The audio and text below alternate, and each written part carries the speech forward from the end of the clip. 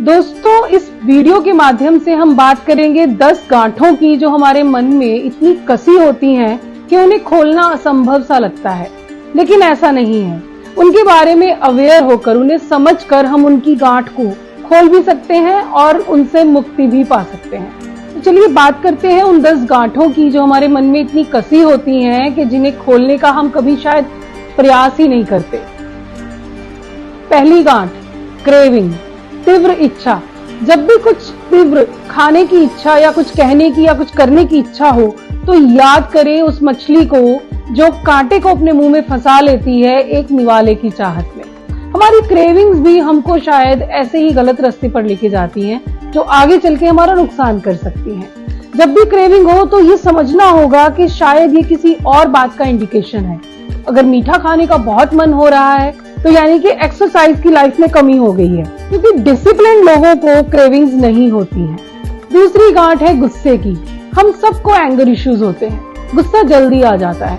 उसका कारण ये है कि हम चीजों के सही स्वरूप को नहीं देख रहे होते या फिर एक तरफा हो रहे होते हैं। केवल अपनी ही बात हमें समझ में आ रही होती है और दूसरे की ओर से आने वाला कोई भी आर्ग्यूमेंट हमारे भीतर जा नहीं रहा होता है।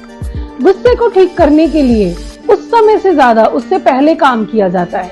ये समझा जाता है कि मुझे किन किन बातों पर गुस्सा आता है और क्यों आता है। उन कारणों को समझ के या तो उन्हें स्वीकार किया जाता है या उन्हें ठीक किया जाता है। तब गुस्से पर आप काबू भी पा सकते हैं, गुस्से की गांठ को ढीला भी कर सकते हैं और एरिस्टोटल ने जो कहा है वो भी कर सकते हैं।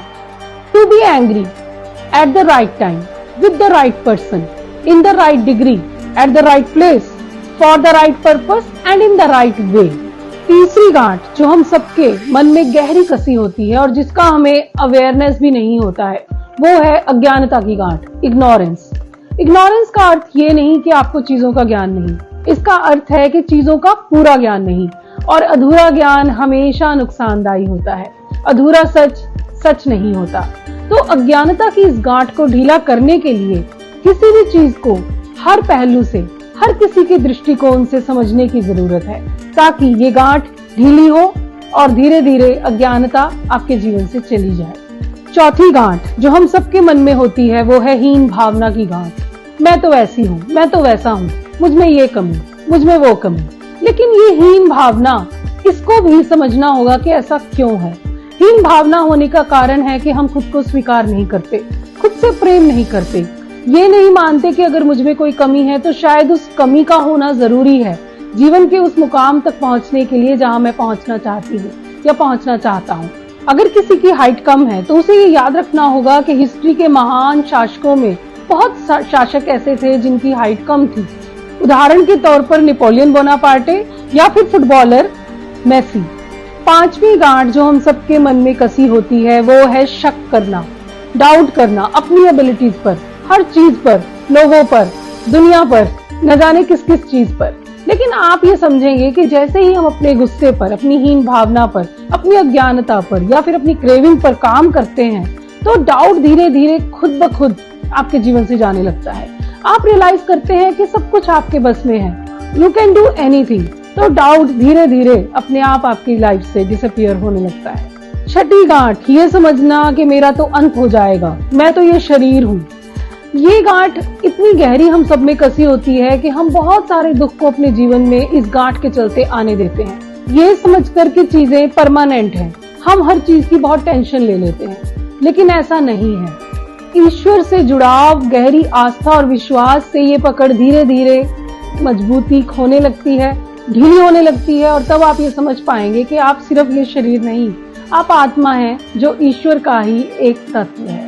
सातवीं गांठ जो हम सबके मन में कसी होती है वो है विरोधाभासी भावनाओं की गांठ। पेयर्स ऑफ ऑपोजिट्स को हम अपने मन में इतना गहरा समा के रखते हैं कि हम ये नहीं समझ पाते कि कोई भी चीज जुदा है ही नहीं, दायां बायां, दिन रात, काला गोरा कुछ है ही नहीं। ये तो एक ही सिक्के के दो पहलू हैं बस। इस गांठ को ढीला करने के लिए ये जरूरी है कि चीजों को, लोगों को, खुद को भी जज ना किया जाए, केवल ऑब्जर्व किया जाए, नोटिस किया जाए और फिर जो स्टेप जिस सिचुएशन में लेना ठीक लगे उसे ले लिया जाए। आठवीं गांठ जो काफी गहरी होती है और जिसका एहसास भी नहीं होता वो है अटैचमेंट की गांठ। ये अटैचमेंट किसी दूसरे से, किसी चीज से नहीं बल्कि अपने ही विचारों से बहुत बार होती है। हम खुद को बदलना नहीं चाहते, अपनी धारणाओं से जुदा नहीं होना चाहते। हमें लगता है हम खुद से धोखा कर रहे हैं। हमने तो हमेशा से इस बात में ऐसे ही विश्वास किया था, आज हम इसे बदल क्यों दें? लेकिन ऐसा करना जरूरी है, ग्रोथ के लिए, आगे बढ़ने के लिए, तरक्की करने के लिए। खुद के विचारों से इतना लगाव रखना ठीक नहीं कि वो आपको आपके जीवन में आगे जाने से रोके, वक्त के साथ आपको बदलने से रोके और आपको अकेला सा कर दें। आध्यात्मिक उन्नति के लिए और समाज में भी आगे बढ़ने के लिए अपने विचारों को छोड़ने की थोड़ी सी हिम्मत हमें अपने अंदर जगाने की हमेशा कोशिश करते रहना चाहिए। 9वीं गांठ, परवर्टेड व्यूज की गांठ। इस तरह के विचार जो विकृत हैं, जो कंप्लीट नहीं है, जो एब्सोल्यूट है, जैसे कि ये तो ऐसे ही होता है, ये तो चांस की बात है, मेहनत भी अगर करनी होगी तो भगवान करा ही लेंगे। ऐसा नहीं है। जो भी होगा आपकी मर्जी से होगा, आपकी इच्छा शक्ति से होगा, आपकी सोच से होगा, आपके एक फैसले से होगा कि हाँ मुझे ये काम करना है। डेस्टिनी है, लेकिन वो आपके जागने का और उस तक आपके चल के आने का इंतजार कर रही है। तो इस तरह के विचारों को भी छोड़ने का प्रयास करते रहना चाहिए, जो केवल एक ही दिशा की बात करते हो, एक ही बात करते हो और दूसरे पहलू को नकारते हो। 10वीं और फिलहाल आखिरी गांठ, अटैचमेंट टू रिचुअल्स। कर्म कांडों से अटैचमेंट रखना, ये समझना कि अगर मैं व्रत करूं तभी मेरे को कोई फल मिलेगा, अगर मैं कुछ दान करूं तभी मेरे को पुण्य प्राप्त होगा, या फिर किसी और प्रकार के वहम में फंस जाना। इस तरह के विचारों से आपकी शक्ति कम होती है, आपका खुद पर भरोसा कम होता है, आप बाहर की चीजों को अपने अंदर के विश्वास और मेहनत से ज्यादा भाव देते हैं, जिसकी वजह से आपका मन कभी कभी खराब हो सकता है और ये सारी गांठें कस सकती हैं। इसलिए रिचुअल्स को उतनी ही इंपॉर्टेंस दें जितनी सी आप देने में सक्षम हैं। अगर रिचुअल्स आप पर डोमिनेट करने लगे या आपके मन की शांति को खराब करने लगे तो रुक जाएं, संभल जाएं कि ये रिचुअल्स आपके लिए नहीं है। वैसे भी सबसे बड़ा रिचुअल तो प्रेम ही है। जितना प्रेम का भाव आपके भीतर विकसित होगा, उतनी ही ये गांठें अपनी पकड़ आपके मन से ढीली करती जाएंगी और आपको एक शांति, एक सुख और एक शक्ति का एहसास होगा। तो दोस्तों, अगर आपको मेरा ये कंटेंट अच्छा लगा हो तो मेरे चैनल को सब्सक्राइब करें और मेरे वीडियो को प्लीज लाइक और शेयर भी करें। Thank you so much.